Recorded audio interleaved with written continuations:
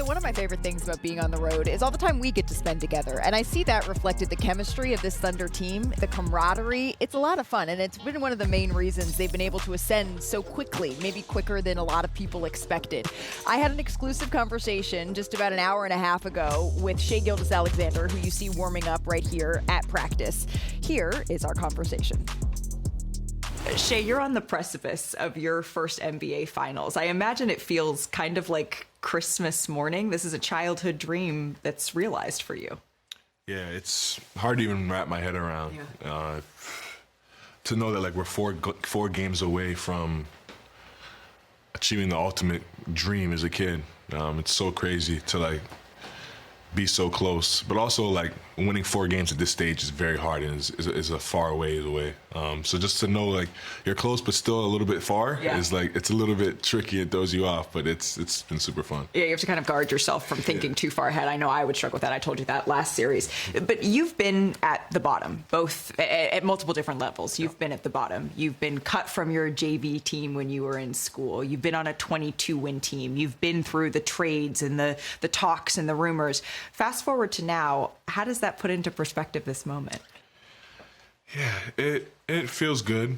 I think I'm more so just grateful and appreciative because I put in the work, I put in the energy, I put in the effort, I do the right things, but some of the stars have to align. Some of it has to do with a little bit of a luck, right?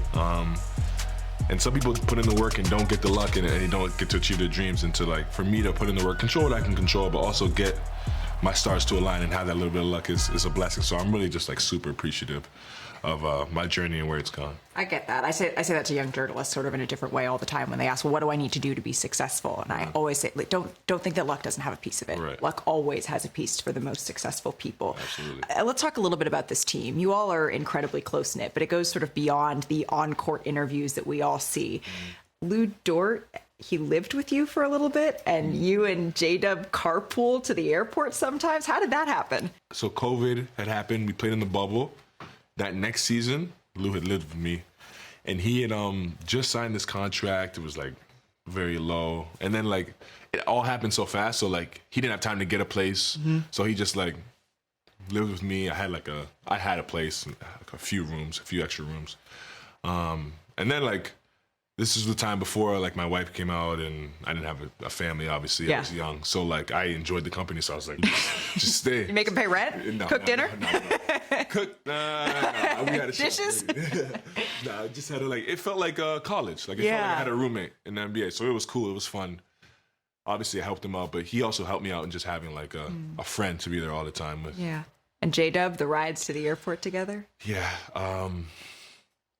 Yeah, that was me just being lazy. He was my rookie at the time, right? So he was just driving me to the airport. And then through those drives, we got super, super close. Yeah. And then we just made it a thing. That's amazing. So do you still do it now? Will you do that through the... Nah, I let him live now. Yeah, you go do that. You go do that. That's awesome.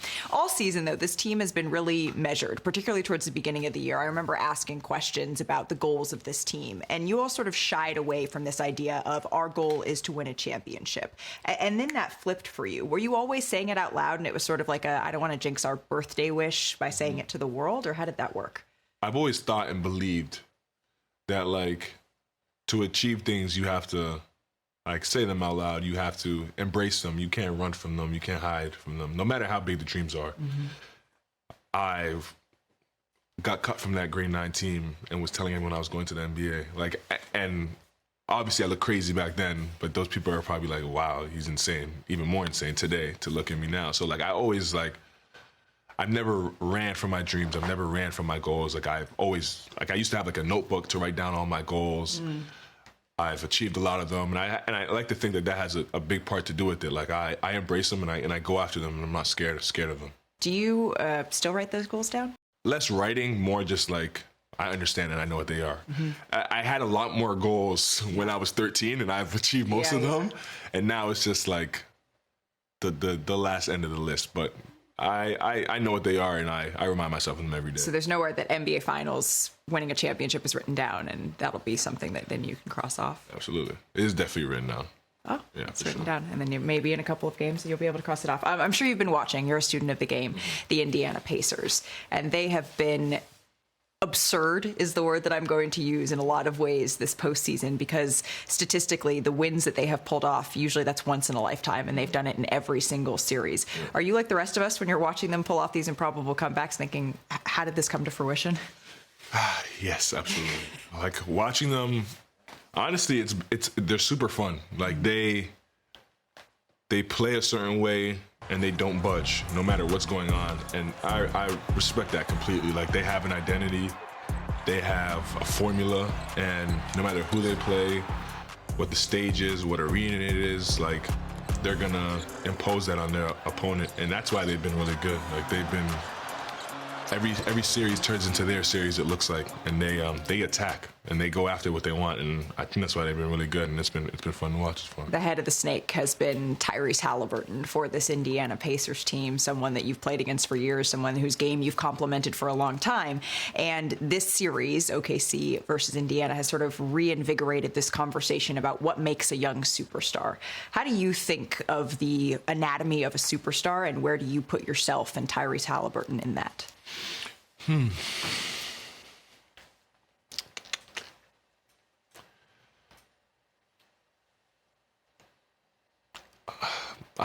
To be honest with you, like I really don't know. Like I can tell you, an all-star, you make the all-star team. I can tell you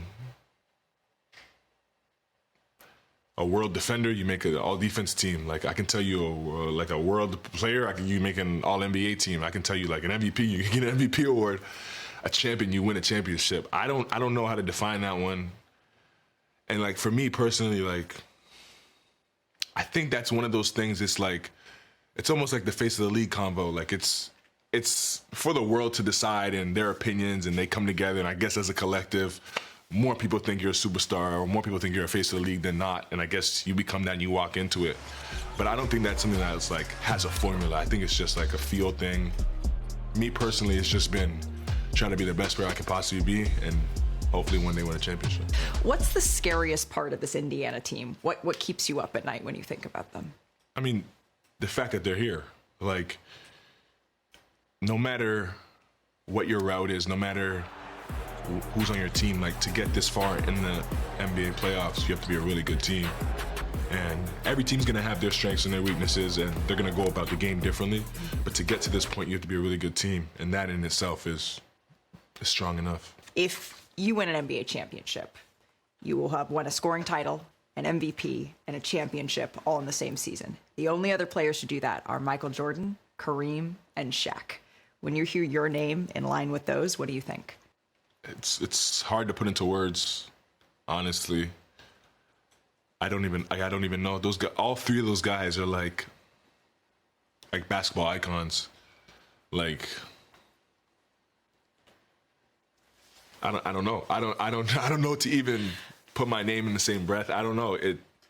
It's amazing. It's an honor, I guess.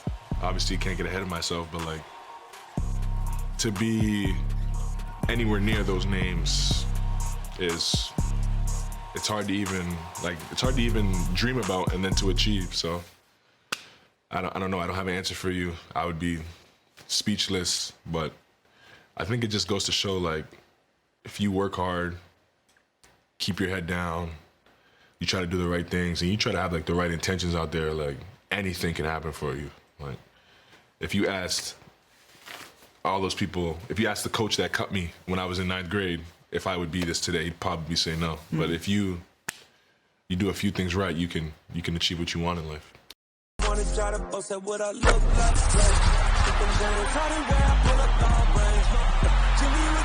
I'm on fire. It's NBA,